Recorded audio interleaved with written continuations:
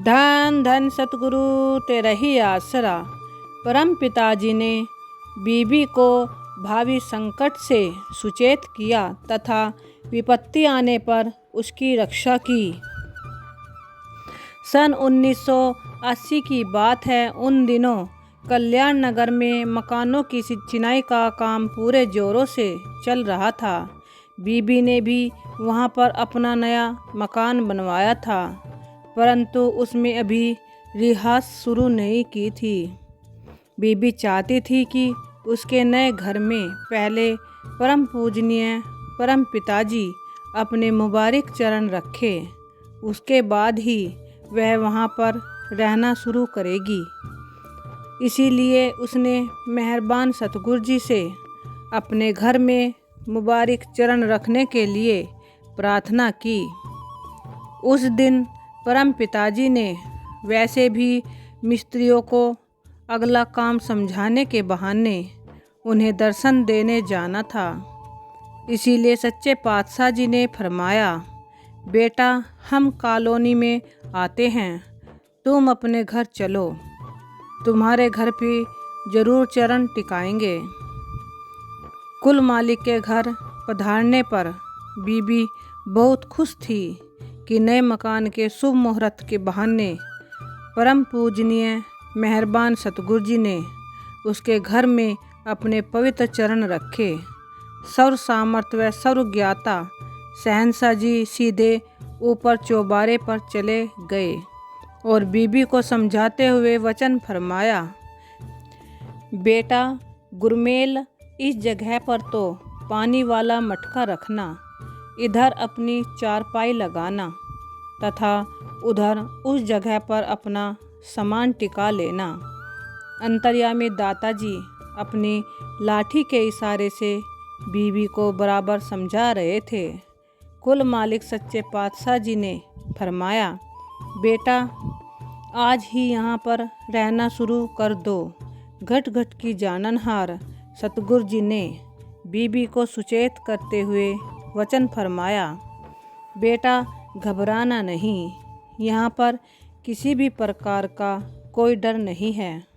उन दिनों बीबी के मकान में बिजली का कनेक्शन नहीं मिला था, फिर भी उसने परम पिताजी के वचनों के अनुसार उसी दिन से ही वहीं चौबारे में सामान रख लिया। अभी वह चौबारे में मोमबत्ती जलाकर हाथ ही धोने लगी थी कि उसने एक पूरा काला लंबा सांप चौबारे में दाखिल होते देखा।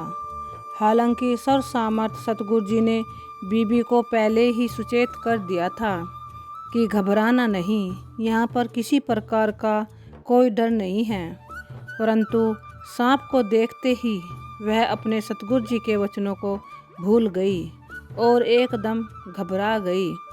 बीबी बहुत डर गई थी। उसने ऊंची ऊंची शोर मचाना शुरू कर दिया कि चौबारे में सांप है। बीबी की चीख सुनते ही प्रेमी निरंजन सिंह तुरंत वहां पर पहुंच गया। टॉर्च आदि जलाकर चौबारे में अच्छी तरह से देखा, परंतु सांप उसे कहीं भी दिखाई नहीं दिया। प्रेमी गुरुदेव सिंह को भी बुलाया गया था।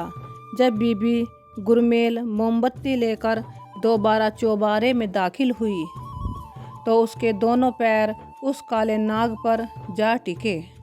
इस पर सांप ने बीबी के दोनों पैरों पर अपना लपेटा लगा लिया।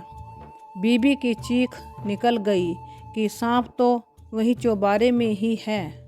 उस घबराई अवस्था में उसे कुछ भी नहीं सूझ रहा था कि वह क्या करे।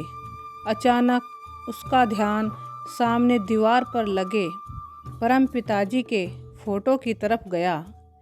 बीबी ने तुरंत अपने सतगुरु जी का नारा धन धन सतगुरु तेरा ही आसरा लगाया और सिमरन करने लगी।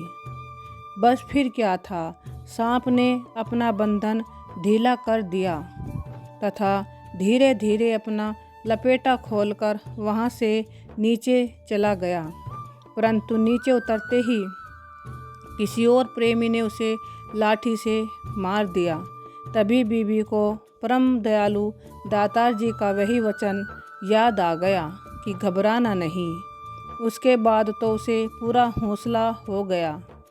प्रतिदिन की तरह अगले दिन सवेरे जब बीबी परम पिताजी के दर्शनों के लिए दरबार आई तो अंतर्यामी दयालु शहंशाह जी ने पूछा, बेटा गुरमेल चौबारे में कोई सांप आ गया था?